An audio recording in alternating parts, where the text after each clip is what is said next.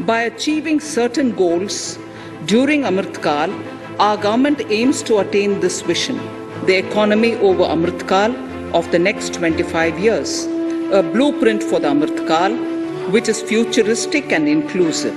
During the Amrit Kal, our government has comprehensively revamped the schemes for the Amrit Kal.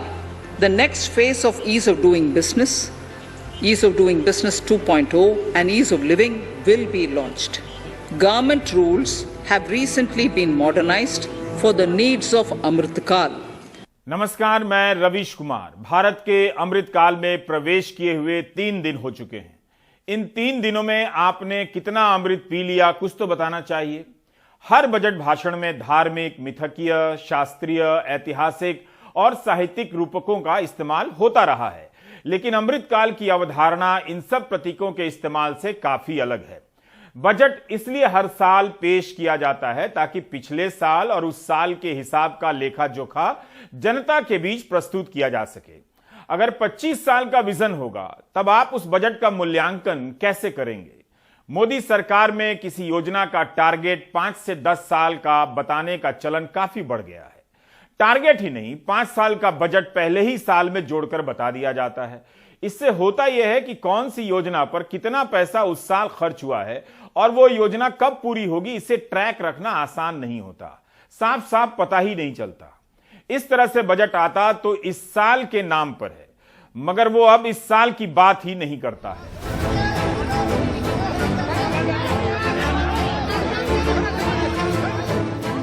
जब वित्त मंत्री ने suitcase छोड़ी तो कहा गया यह अंग्रेजों की परंपरा थी। अब बजट भारतीय परंपरा के अनुसार लाल कपड़ों में लपेटकर बही खाते के रूप में पेश किया जाएगा।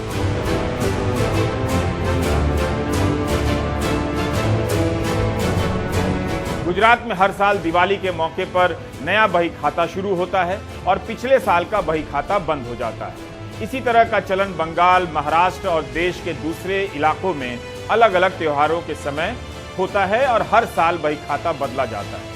संविधान के आर्टिकल 112 में बजट का वैधानिक नाम एनुअल फाइनेंशियल स्टेटमेंट है। हिंदी में इसे वार्षिक वित्तीय विवरण कहा गया है। इसे कहीं भी विजन डॉक्यूमेंट नहीं कहा जाता है। आर्टिकल 112 में लिखा है कि राष्ट्रपति की ओर से वित्त मंत्री उस साल का वित्तीय लेखा जोखा पेश करेंगी। हर साल की बात होती है तो जवाबदेही आसानी से समझी जाती है। इस साल के बजट की पहली लाइन भी यही है कि 2022-23 का बजट पेश किया जा रहा है, लेकिन अगले कुछ पैराग्राफ में 2047 के विजन की बात होने लगती है। इतना लंबा कालखंड किसी बजट में कैसे हो सकता है? तब फिर अगले साल कितना काम हुआ, कितना पैसा खर्च हुआ, इसकी जवाबदेही कैसे तय करेंगे? पूछने पर कहीं यह तो नहीं कह दिया जाएगा कि अभी 25 साल बाकी हैं, काम हो रहा है। इसलिए हमारा सवाल इस बात को लेकर है कि क्या बजट 25 साल का विजन दस्तावेज हो सकता है? इस साल के बजट में कहा गया है कि भारत अमृत काल में प्रवेश कर चुका है। 25 वर्ष की लंबी यात्रा के बाद हम भारत एट 100 पर पहुंचेंगे। वित्त मंत्री के ये शब्द हैं कि प्रधानमंत्री ने स्वतंत्रता दिवस के अपने भाषण में भारत एट 100 का दृष्टिकोण निर्धारित किया।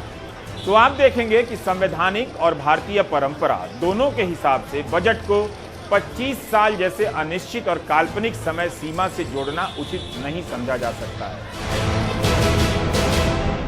सरकार को विजन जारी करना था तो वो अलग से कर सकती थी, लेकिन बजट को विजन डॉक्यूमेंट बनाने की इस परंपरा के बारे में एक बार ठहर कर सोचा जाना चाहिए। हम सभी जानते हैं कि हमारा प्रशासनिक और राजनीतिक जीवन नारियल फोड़ने से लेकर मुहूर्त निकालने की घटनाओं से भरा पड़ा है। उसके हिसाब से भी, मुहूर्तों के हिसाब से भी दिन में कई बार अमृत मुहूर्त आता है, लेकिन यहां तो 25 साल के लिए अमृत काल चला दिया गया। यही नहीं, बहुत तेजी से संवैधानिक काम और धार्मिक कर्मकांड का फर्क मिटता जा रहा है। अब यह नारियल फोड़ने तक सीमित नहीं लगता। जरूर कुछ लोग कहेंगे कि धार्मिक परंपरा पर सवाल मत कीजिए, लेकिन हमारा सवाल है कि क्या आप धार्मिक परंपरा की आड़ इसलिए ले रहे हैं कि सवाल ना किया जाए? तो क्या संविधान धर्मों के भीतर मौजूद अंधविश्वास और आडंबर की परंपरा को अवैध घोषित करने का अधिकार हमें नहीं देता है? क्या एक दिन वो अधिकार संविधान से भी ले लिया जाएगा कि धार्मिक परंपरा पर सवाल नहीं किया जा सकता? हमारी धार्मिक और संवैधानिक परंपरा में बही खाता केवल 1 साल का ही होता है, तो बजट में टारगेट 1 साल का ही होना चाहिए। 5 साल की बात हो सकती है, लेकिन कम से कम पहले साल का टारगेट ज्यादा स्पष्ट होना चाहिए। इस साल के बजट में वित्त मंत्री ने लिखा है कि पीएम गति शक्ति आर्थिक विकास और सतत विकास के प्रति हमारे नजरिए को बदलने जा रही है। सड़क, रेल, एयरपोर्ट, बंदरगाह, लोक परिवहन, जल परिवहन, लॉजिस्टिक के ढांचे को इससे बल मिलेगा। अजीब बात है कि 100 लाख करोड़ के प्रोजेक्ट के संबंध में केवल रोजगार पैदा होने की बात है, लेकिन कितना रोजगार पैदा होगा इसकी बात नहीं है। आत्मनिर्भर भारत के तहत प्रोडक्शन इंसेंटिव लिंक योजना के तहत 5 साल में 14 सेक्टरों में 60 लाख रोजगार पैदा करने की बात की जा रही है, लेकिन 100 लाख करोड़ के पीएम गति शक्ति में रोजगार की कोई अनुमानित संख्या नहीं बताई गई है। प्रधानमंत्री मोदी 15 अगस्त 2019, 15 अगस्त 2020, 15 अगस्त 2021 को लाल किला से इंफ्रास्ट्रक्चर पर 100 लाख करोड़ खर्च करने की घोषणा कर चुके हैं। कम से कम 3 साल बाद इस बजट में इस 100 लाख करोड़ के कुछ खर्चे का कुछ हिसाब तो देना ही चाहिए था। हम आपको तीनों भाषण सुनाना चाहते हैं। अच्छी चीज उसे अच्छी लगती है, उसे उसमें रुचि बनती है, और इसलिए हमने तय किया है कि इन कालखंड में 100 लाख करोड़ रुपया 100 लाख करोड़ रुपया आधुनिक इंफ्रास्ट्रक्चर के लिए लगाए जाएंगे,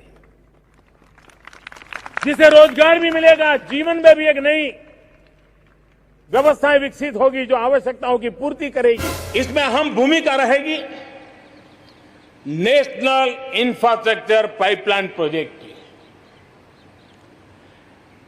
इस पर 110 लाख करोड़ उससे भी ज्यादा खर्च किए जाएंगे। इसके लिए अलग अलग सेक्टर्स में लगभग 7,000 प्रोजेक्ट्स की पहचान कर ली गई है। इससे देश के ओवरऑल इंफ्रास्ट्रक्चर डेवलपमेंट को एक नई दिशा भी मिलेगी, एक नई गति भी मिलेगी। और इससे हमेशा कहा जाता है, ऐसे संकट की घड़ी में जितना ज्यादा इंफ्रास्ट्रक्चर को बल दिया जाए ताकि आर्थिक गतिविधि बढ़ती है, लोगों को रोजगार मिलता है, काम मिलता है, उसके जुड़े हुए कई काम एक साथ चल जाते हैं। छोटे बड़े उद्योग, किसान, हर मध्यम वर्ग को इसका बहुत लाभ होता है। भारत आने वाले कुछ ही समय में प्रधानमंत्री गति शक्ति का नेशनल मास्टर प्लान, उसको देश के सामने करोड़ों देशवासियों को सपना करने वाली एक बहुत बड़ी योजना लेकर के हम आपके सामने आने वाले हैं, उसको लॉन्च करने वाले हैं। 100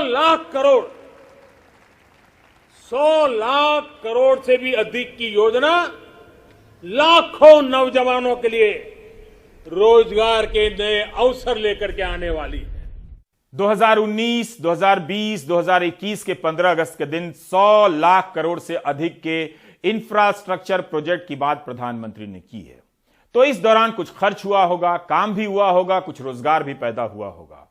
उसका हिसाब कुछ तो इस बजट में या बाहर ही देना चाहिए था। क्या यह सवाल गलत है? इस 100 लाख करोड़ को लेकर कितनी बार और कितने साल तक हेडलाइन छपेगी? इस बजट में पीएम गति शक्ति के 7 केंद्र बताए गए हैं: सड़क, रेल, एयरपोर्ट, बंदरगाह, लोक परिवहन, जल परिवहन, लॉजिस्टिक।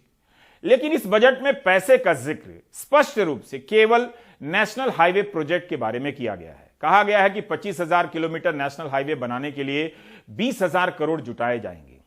क्या हम यह सवाल पूछ सकते हैं कि 2019 के बजट में अगले 5 साल में 100 लाख करोड़ खर्च करने का ऐलान हुआ था, उसका ब्यौरा मंत्रालय के हिसाब से या योजनाओं के हिसाब से कहां मिलेगा और अभी तक इसमें कितना खर्च हुआ है? इसका इस साल के बजट में लेखा जोखा क्यों नहीं दिया गया है? जब 100 लाख करोड़ एक साथ बोल रहे हैं तो उसी जगह पर इसका हिसाब भी दिया जाना चाहिए। इस तस्वीर में आप देख सकते हैं कि नेशनल इंफ्रास्ट्रक्चर पाइपलाइन NIP की एक रिपोर्ट वित्त मंत्री को सौंपी जा रही है। इसके लिए भारत सरकार ने एक टास्क फोर्स का गठन किया था। आप देख सकते हैं कि अप्रैल 2020 के दिन टास्क फोर्स के सदस्य वित्त मंत्री को फाइनल रिपोर्ट दे रहे हैं। इस टास्क फोर्स की पहली बैठक सितंबर 2019 में हुई थी। इस टास्क फोर्स की रिपोर्ट के पहले पन्ने पर प्रधानमंत्री की तस्वीर है, उनके विजन की बात है। इसमें भी लिखा है कि अगले 5 साल में 100 लाख करोड़ रुपए खर्च होंगे इंफ्रास्ट्रक्चर पर। चौथे पन्ने पर बाकायदा रंगीन चार्ट बनाए गए हैं। इस पर टाइटल है इंफ्रास्ट्रक्चर विजन 2025, यानी इसकी डेडलाइन बिल्कुल साफ है, 2025 तक की है, जिसमें से 3 साल तो गुजर गए। टास्क फोर्स के 5वें पन्ने पर एक ग्राफ बनाया गया, ध्यान से देखिए। इसमें 2050 की कल्पना पेश की गई है, वह भी ग्राफिक्स के जरिए।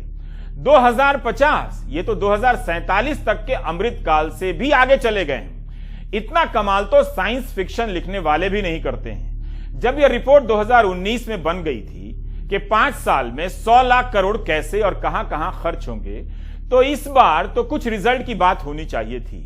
सरकारी सूचना एजेंसी पीआईबी की इस दिन की एक प्रेस रिलीज है। इसकी जानकारी काफी अहम है। इसमें 2019 से 2025 के बीच 100 लाख करोड़ के प्रोजेक्ट किस तरह के होंगे, कहां से पैसा आएगा, इसकी रूपरेखा दी गई है। पीआईबी ने अपनी रिलीज में लिखा है कि एनआईपी पर 111 लाख करोड़ खर्च किए जाएंगे। इस समय 44 लाख करोड़ की योजनाएं लागू की जा रही हैं। 33 लाख करोड़ के प्रोजेक्ट की तैयारी चल रही है और 22 लाख करोड़ के प्रोजेक्ट तैयार करने के लिए सूचनाएं जुटाई जा रही हैं, यानी शुरुआती काम चल रहा है। इसमें यह भी लिखा है कि इस पर राज्य सबसे अधिक 40% खर्च करेंगे और केंद्र 39% ही और प्राइवेट सेक्टर 21%। यानी इस 100 लाख के प्रोजेक्ट में केंद्र का हिस्सा आप प्राइवेट और स्टेट को एक साथ मिला दें तो सबसे कम है। प्राइम टाइम के इस हिस्से को देखकर आपको यह सोचना चाहिए कि किस तरह से कहानी बनाई जा रही है, और जब बताने का समय आता है कि कहानी कहां पहुंची तो कक्षा की अवधि बढ़ा दी जाती है कि अभी 2 घंटा और बैठिए। जब तक कहानी खत्म नहीं होगी तब तक क्लास खत्म नहीं होगी। अब इस बजट के बाद पीएम गति शक्ति को लेकर छपी हेडलाइनों और लाइनों को देखिए। किसी में सवाल तो होता कि 100 लाख करोड़ के इंफ्रा प्रोजेक्ट में रोजगार की कोई संख्या नहीं है, लेकिन 14 सेक्टर के पीएलआई स्कीम से 5 साल में 60 लाख रोजगार पैदा होने की बात है। किसी हेडलाइन में यह सवाल तो होता कि क्या यह वही योजना है जो 15 अगस्त 2019 को लॉन्च हुई थी, या उस 100 लाख करोड़ के अलावा कोई नया 100 लाख करोड़ का प्रोजेक्ट है। सरकार कुछ तो रोजगार की संख्या बता सकती थी कि 2019 में शुरू हुए 100 लाख करोड़ के इंफ्रा प्रोजेक्ट से कितनों को रोजगार मिला है, ये प्रोजेक्ट या इस प्रोजेक्ट के तहत अलग अलग योजनाएं कहां और किस स्तर पर हैं। ऐसी हेडलाइनों से क्या आपको इस तरह की जानकारी मिलती है जो हमने बताई या जो हमने सवाल किए? क्या सरकार इस बारे में बताने की स्थिति में बिल्कुल ही नहीं है? हमारा सवाल बिल्कुल ठोस है कि 2019 से 31 जनवरी 2022 तक कितना खर्चा हुआ और 2022-23 में कितना खर्चा होगा। अलग अलग योजनाओं के संबंध में पहले भी कई लाख और कई करोड़ रोजगार पैदा होने के दावे किए गए थे, उनका आज तक पता नहीं चला, तो फिर यह हेडलाइन क्यों छप रही है? 2018 में मुद्रा योजना के 3 साल पूरे होने पर अमित शाह ने कह दिया कि इससे 7 करोड़ से अधिक लोगों को रोजगार मिला है। 7 अप्रैल 2021 की पीआईबी की रिलीज में लिखा है कि इस योजना से 3 साल में 1 करोड़ 12 लाख लोगों को ही रोजगार मिला है। सितंबर 2015 में नितिन गडकरी ने ग्रीन हाईवे पॉलिसी लॉन्च की, कहा कि हाईवे के किनारे वृक्षारोपण से 5 लाख रोजगार पैदा होंगे। क्या गडकरी जी बता सकते हैं कि कितनों को अभी तक ग्रीन हाईवे नीति से रोजगार मिला है? उस दिन गडकरी ने कहा था कि हर साल पौधारोपण पर 1000 करोड़ रुपए खर्च किए जाएंगे 5 साल तक। क्या वे बता सकते हैं कि हर साल 1000 करोड़ का पौधारोपण हुआ या नहीं हुआ? 2016 में टेक्सटाइल सेक्टर को 6000 करोड़ का पैकेज दिया गया और कहा गया कि 3 साल में 1 करोड़ रोजगार आने वाला है। जब संसद में सवाल पूछा गया तो अगस्त 2021 में कपड़ा मंत्री ने कह दिया कि सरकार रोजगार का टारगेट फिक्स ही नहीं करती है। 14 सेक्टरों के पीएलआई स्कीम से 5 साल में 60 लाख रोजगार पैदा होंगे। इसमें रोजगार की संख्या कैसे निकल आई? और 100 लाख करोड़ के इंफ्रा प्रोजेक्ट में कितने रोजगार पैदा होंगे, इसमें से यह संख्या क्यों नहीं निकल पा रही है? 100 लाख करोड़ के प्रोजेक्ट के संबंध में हम जितना रिसर्च करते रहे उतना ही हम अंधेरी सुरंगों में भटकते रहे। एक दर्शक और पाठक के रूप में आप कितना पैसा और समय टीवी और अखबार को देते हैं? लेकिन ज्यादातर ने इस मामले में रंगीन हेडलाइन बनाकर ही छुट्टी कर ली, जबकि हम वही बता रहे हैं जो सरकार इस योजना को लेकर पहले कह चुकी है, जो हेडलाइन पहले छप चुकी है।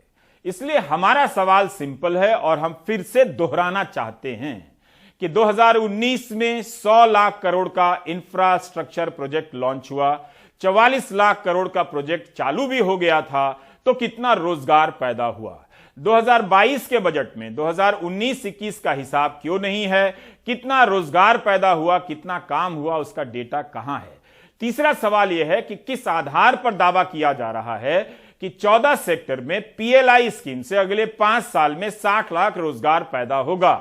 इस कार्यक्रम को तैयार करने में काफी मेहनत लगती है। हर दिन 12 से 14 घंटे तक दस्तावेजों को पढ़ता रहता हूं और दिन भर टाइप करता रहता हूं, उंगलियां दुखने लगती हैं। हम जानते हैं कि इस तरह के कार्यक्रम देखने का धीरज दर्शकों में नहीं बचा है और इसे न्यूज चैनलों ने ही बर्बाद किया है। एक बार आपका यह देखने का धीरज खत्म हो जाए तो चैनलों का काम आसान हो जाता है। न्यूज के नाम पर कुछ भी चलाने का मौका मिल जाता है। न्यूज चैनल भी 2 मिनट 30 सेकंड का वीडियो बनाकर ठेलते रहते हैं ताकि आप उसे ही फॉरवर्ड और वायरल करते रहें। कुछ हल्के फुल्के बयानों को सूचना या न्यूज समझकर मस्त रहें। यह इसलिए किया जाता है कि एक बार सूचना की समझ बर्बाद हो जाए तब सूचना का धंधा करना आसान हो जाता है। इस काम में अच्छे और बुरे दर्शकों में कोई फर्क नहीं होता। हमारे अच्छे दर्शक भी प्राइम टाइम के एपिसोड से सिर्फ अपने बयान यानी बाइट का हिस्सा निकालकर ट्वीट करते रहते हैं। प्रोग्राम का पूरा लिंक कभी शेयर नहीं करेंगे। उन्हें सिर्फ उस 30 सेकंड में अपने चेहरे को दिखाने का उससे मतलब रहता है, जैसे वो कार्यक्रम केवल सिर्फ 30 सेकंड का था। अब देखिए, हमारा खोजना बंद नहीं हुआ है कि 100 लाख करोड़ का अलग अलग प्रोजेक्ट चल रहा है, तो कहीं तो हिसाब किताब होना चाहिए। इस क्रम में हमें एक वेबसाइट मिली, नेशनल इंफ्रा पाइपलाइन का डैशबोर्ड। यह साइट निवेशकों के लिए लगती है, लेकिन तब भी पैसे का हिसाब किताब तो यहां स्पष्ट रूप से मिल जाना चाहिए। इस पर नहीं तो किसी और वेबसाइट पर। जितना हम खोज सके नहीं मिला, तो आम जनता कैसे जानेगी कि कितना काम हुआ है? जाहिर है बजट सबसे आसान तरीका होता है, लेकिन बजट में तो विस्तार से बताया ही नहीं गया। इस सवाल से विपक्ष और सत्ता पक्ष के सांसद भी जूझ रहे हैं। तभी तो तृणमूल कांग्रेस के सौगता रॉय और भारतीय जनता पार्टी के दुष्यंत सिंह ने सवाल किया, जिसका जवाब तत्कालीन वित्त राज्य मंत्री अनुराग ठाकुर ने 22 मार्च 2021 को दिया। सवाल यह था कि नेशनल इंफ्रास्ट्रक्चर पाइपलाइन एनआईपी का डिटेल दीजिए, किस किस मंत्रालय के क्या प्रोजेक्ट हैं, इसकी लागत क्या है, कितना पैसा दिया जा चुका है, समय सीमा क्या है, यह सब बताइए। तो तत्कालीन वित्त राज्य मंत्री अनुराग ठाकुर कहते हैं कि 2019 में बने टास्क फोर्स में मंत्रालयों के हिसाब से प्रोजेक्ट के डिटेल दिए गए हैं, जबकि सवाल इससे आगे का भी था। वित्त राज्य मंत्री अपने जवाब में कहते हैं, और ध्यान से सुनिए, जिसे हम शब्दशः पढ़ने जा रहे हैं।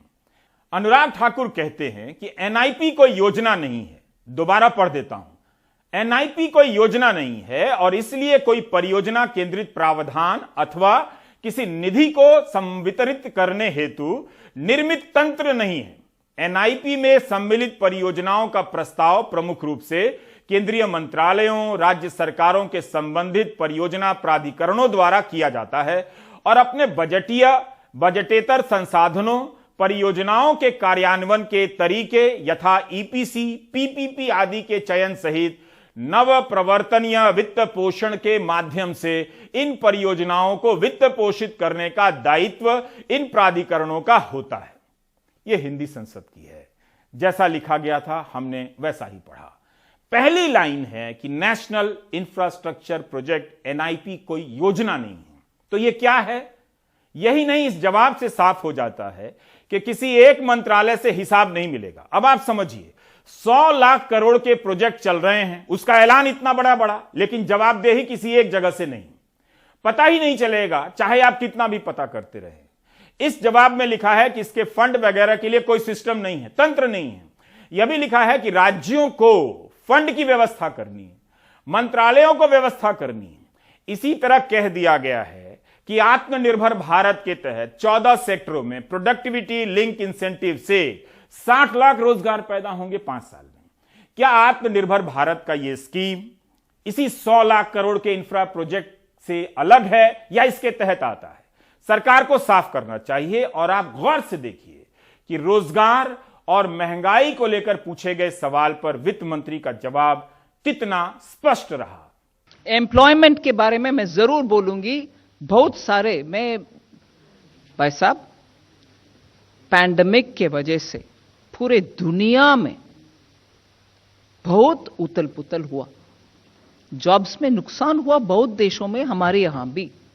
मगर हमने आत्मनिर्भर भारत के दौरान बहुत सारे ऐसे अनाउंसमेंट किया जिसमें बहुत लोगों के जॉब्स इंटैक्ट रही। हां, जिनको नुकसान हुआ उनको अभी हम धीरे धीरे बहुत स्कीम्स के द्वारा हेल्प करके आ रहे हैं।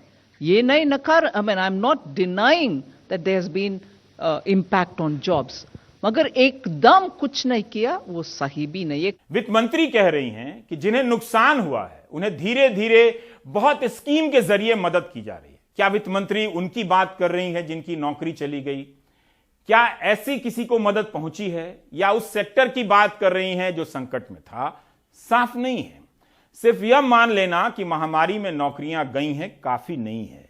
इतनी मेहनत करनी पड़ रही है सच्चाई का पता लगाने में। जबकि भारत अमृतकाल में प्रवेश कर चुका है। अगरबत्ती जलाइए। बजट इस लोक जीवन में सुधार के लिए होता है, परलोक की कल्पनाओं से जुड़े शब्दों का इस्तेमाल इसमें नहीं होना चाहिए, वरना इस बजट को पारलौकिक बजट कहा जाना चाहिए, लौकिक बजट नहीं। 100 लाख करोड़ के प्रोजेक्ट का ये हाल है। बढ़ेगा तो सबका बढ़ेगा। जो ये सोच रहा है वो बहुत बड़ी गलतफहमी में है कि बढ़ेगा तो सबका बढ़ेगा। अमृतकाल में दिल्ली की आंगनवाड़ी महिला कर्मी 3 दिनों से इस ठंड में प्रदर्शन कर रही हैं, दिल्ली और केंद्र सरकार की नीतियों के विरोध में। इनका कहना है कि सितंबर 2018 में प्रधानमंत्री ने आंगनवाड़ी महिला कर्मियों का मानदेय बढ़ाने की घोषणा की थी, लेकिन 2 साल 10 महीने बाद भी इसके हिसाब से आज तक भुगतान नहीं हुआ। इस समय आंगनवाड़ी कार्यकर्ताओं को दिल्ली में 9,678 रुपए मिलते हैं। 2017 में इसमें 5,000 की वृद्धि की गई थी, जो आज तक नहीं मिली। दिल्ली सरकार ने दिल्ली के कई इलाकों में चल रहे सहेली समन्वय केंद्रों में महिला कर्मियों से समेकित बाल विकास परियोजना के दायरे से बाहर के काम करवाने शुरू कर दिए हैं, लेकिन कई महीनों से पूरा मानदेय नहीं मिला, ये इनका कहना है। वेतन के अलावा भी इनकी कई मांगे हैं। तो ये अमृतकाल का हाल है।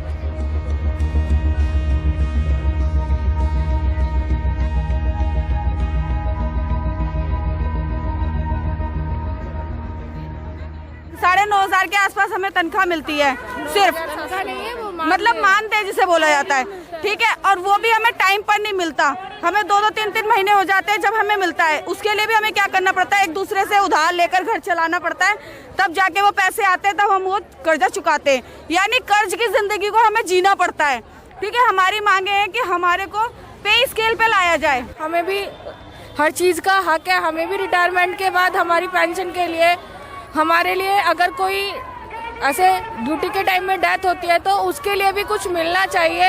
ऐसा नहीं है, हमारे लिए तो कुछ है ही नहीं ना। और जो सिंगल मदर है उनके लिए कितनी दिक्कत की बात है। आप सोचिए, जो जेंट्स के साथ रहते हैं उन्हें तो फिर भी कुछ करने का रहता है कि उनका सपोर्ट है, लेकिन जो सिंगल मदर है उसको तो कोई सपोर्ट ही नहीं होती। सबसे बड़ी बात है ना कि हम लोग इतना मेहनत करते हैं, सारा काम हमसे करवाया जा रहा है। पेंशन का काम हमसे करवाया जाता है, जितना वेरिफिकेशन है सारा हम करते हैं, जानवरों के जांच हम करते हैं, कितना काम करवाते हैं आंगनवाड़ी वर्कर से, लेकिन उस हिसाब से हमें सैलरी नहीं मिलती। सैलरी क्या, हमें मानधन जो कहा जाता है हमें नहीं दिया जाता। निर्मला सीतारमण जो वित्त मंत्री हैं, उन्होंने एक बार फिर आंगनवाड़ी के लिए काफ़ी सारे हवाई दावे किए हैं। एक सेंट्रल मांग जो सभी आंगनवाड़ी वर्कर्स, सभी स्कीम वर्कर्स की बनती है, वो है रेगुलराइजेशन की मांग, कर्मचारी के दर्जे की मांग। क्यों केंद्र सरकार इस पर चुप है? हमें आपका झुंझुना लॉलीपॉप नहीं चाहिए। आप ये बताइए कि आप बजट में फंड एलोकेट्स करके हमें कर्मचारी का दर्जा देके वेतनमान क्यों नहीं लागू करते हैं? इन्होंने बेनिफिशरीज के साथ, चाहे वो डायरेक्ट बेनिफिट ट्रांसफर के नाम पर हो, न्यू एजुकेशन पॉलिसी के नाम पर हो, धोखाधड़ी करने का काम किया है। साथ ही स्कीम वर्कर्स के साथ भी, आंगनवाड़ी वर्कर्स के साथ भी ये वही धोखाधड़ी कर रहे हैं। आप अमृतकाल में प्रवेश कर चुके हैं। यह बहुत अच्छा मौका है अजर अमर हो जाने का। जहां कहीं ये अमृत मिले, 2-4 लोटा अमृत पी लीजिएगा, फिर ना नौकरी की जरूरत होगी, क्योंकि आप अमर हो जाएंगे तो खाने की जरूरत नहीं होगी। अमर होने पर बीमारी का डर नहीं रहेगा तो अस्पताल की जरूरत नहीं होगी, और फिर पढ़ने लिखने की जरूरत तो पहले ही समाप्त की जा चुकी है। अमृत काल में लोटा लोटा अमृत पीते रहिए, ब्रेक लेते रहिए।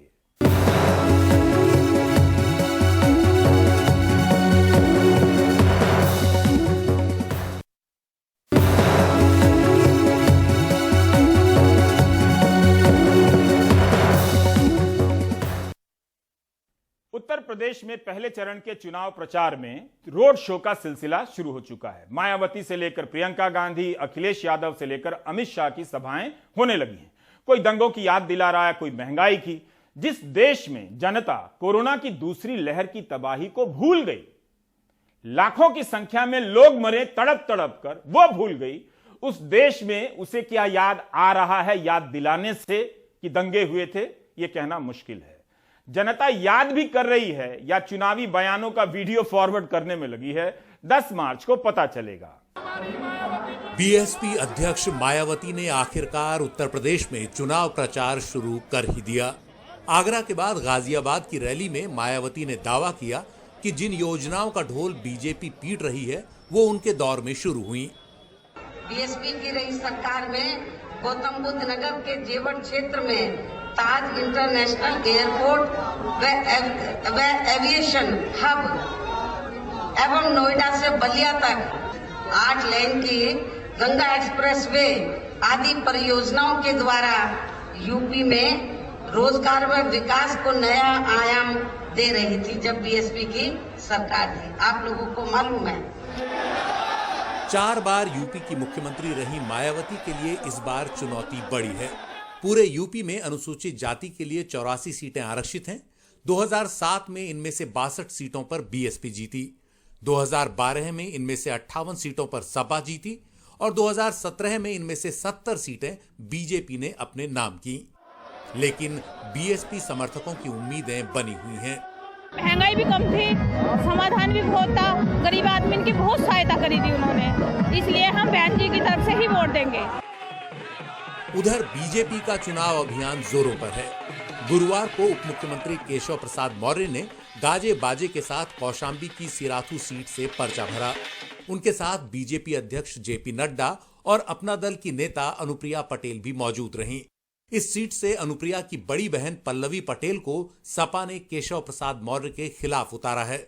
पल्लवी पटेल और उनकी मां कृष्णा पटेल का दल अपना दल कमेरावादी सपा के साथ गठबंधन में है, लेकिन केशव प्रसाद मौर्य ने इससे बेपरवाह अखिलेश यादव को ही चुनौती दे दी। अखिलेश यादव जी आके नामांकन करें और तब भी कमल खिलेगा। अखिलेश यादव को चुनौती दे रहे हैं कि आपके खिलाफ लड़े। चुनौती मुझे देने की आवश्यकता नहीं है, वह दाखिल करें तब भी कमल खिलेगा। मैंने कहा। उधर बीजेपी नेता और गृह मंत्री अमित शाह पश्चिमी यूपी के अनूप शहर में अखिलेश यादव के शासन को माफिया का शासन बताते नजर आए। 5 साल के अंदर भारतीय जनता पार्टी के शासन में माफियाओं का पलायन हो गया है। माफिया 3 ही जगह है, या तो उत्तर प्रदेश के बाहर है, या तो जेल में है, या तो अखिलेश यादव की सूची में विधायक बनने के लिए। माफियाओं को उल्टा कर सीधा करने का काम हमारे प्रदेश के मुख्यमंत्री योगी आदित्यनाथ ये विधायक बनेंगे। पहले दौर में चुनाव के लिए अखिलेश यादव भी पश्चिमी उत्तर प्रदेश में डेरा डाले हुए हैं। गुरुवार को बुलंदशहर और नोएडा में प्रचार के दौरान वो योगी आदित्यनाथ के तीखे बयानों पर पलटवार करते दिखे। पहले चरण में यहाँ के लोगों ने ऐसी हवा चलाई है कि भारतीय जनता पार्टी और खासकर मुख्यमंत्री जी, उनको समझ में नहीं आ रहा कि क्या कहा जाए। वो हमारे मुख्यमंत्री हैं, वो कोई कंप्रेसर थोड़ी है कि हमें ठंडा कर देंगे। हमारे बहुत सारे लोग हैं, जानते होंगे, फ्रिज में ठंडी चीज रखने के लिए कंप्रेसर होता है। कंप्रेसर खराब हो जाए तो क्या मुख्यमंत्री जी हमारे कंप्रेसर हैं? यूपी में कांग्रेस के अभियान का नेतृत्व कर रही प्रियंका गांधी ने पश्चिमी यूपी के अनूप शहर और सिकंदराबाद में घर घर प्रचार किया। उन्होंने जोर दिया कि विकास के आधार पर ही चुनाव लड़ा जाना चाहिए। मैं बार बार कह रही हूँ कि चुनाव को विकास के आधार पर लड़ना चाहिए। जनता जानना चाहती है कि विकास के लिए क्या किया है। जाति पर आधारित और सांप्रदायिकता पर आधारित चुनाव नहीं लड़ना चाहिए और जनता को जवाबदेह बनाना चाहिए नेताओं को। बार बार मैं ये कह। प्रचार की इस गर्मजोशी के बीच गुरुवार शाम मेरठ में प्रचार कर रहे AIMIM के असदुद्दीन ओवैसी के काफिले पर फायरिंग की खबर आई। छिजारसी टोल प्लाजा के पास 4 गोलियां चली, जिनमें से 2 ओवैसी की गाड़ी पर लगी, लेकिन वो बाल बाल बच गए। अल्लाह बचाना जब चाहता है तो कोई कुछ नहीं कर सकता। तो अब ये सरकार का काम है कि इंडिपेंडेंट जांच करवाएं और इसका सही तरीके इनको पकड़ा जाए। उत्तर प्रदेश में 10 फरवरी को पहले दौर के मतदान में 58 सीटें दांव पर हैं। यहां का चुनावी माहौल बाकी यूपी में चुनावी हवा का रुख तय करेगा। Bureau report, NDTV India. आप देख रहे थे प्राइम टाइम। नमस्कार।